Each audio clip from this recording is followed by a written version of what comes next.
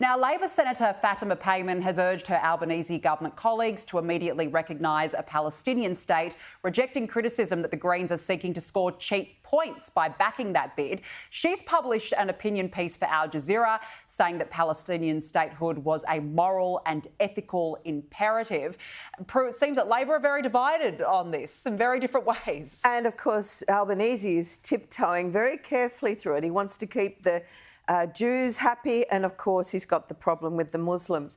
You know, what irritates so many people is that we have these young women with megaphones who are using our democratic process to spread their bile and hate and import historic problems to this country. And I'm sick of it. I mean, this young woman was born in Afghanistan. Do you think the Taliban would allow her to, A, be a union organiser as she was, a member of a committee, against foreign affairs, etc.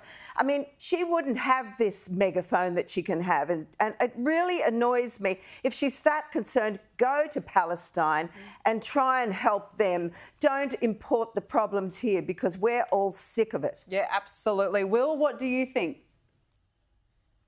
I was a middling undergrad student, but even I remember from geopolitics that in order to actually have a state, you need to have a population, you need to have defined borders, you need to have a functioning government, and you need to be able to relate to other countries.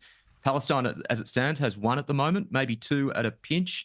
If they were to become a state, they would be a terror state, and their interrelationships with other countries would be raping and pillaging Israel and negotiating with Iran for weapons. This isn't just kind of liberal, kind of feel-goodery. It's dangerous liberal feel-goodery because it is actively promoting a Palestinian state that would be a terror state.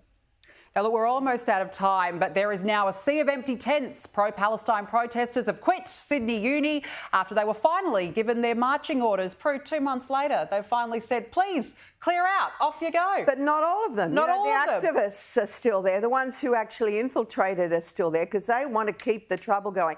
You cannot, bargain with these people. And this is where Mark Scott in particular made a big mistake. And now they're not accepting his proposal. Wait, don't give them a proposal. Get the bulldozers in and get them out. Get them out. Will, why do you think Sydney Uni in particular didn't intervene earlier?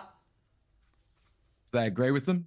That's the real issue with a lot of these university administrators is that they are on the same side as these protesters, but unfortunately, or they just have the political nous to keep collecting their dramatically inflated salaries. But if they had their way, I'm sure they'd be jumping in those tents with the protesters.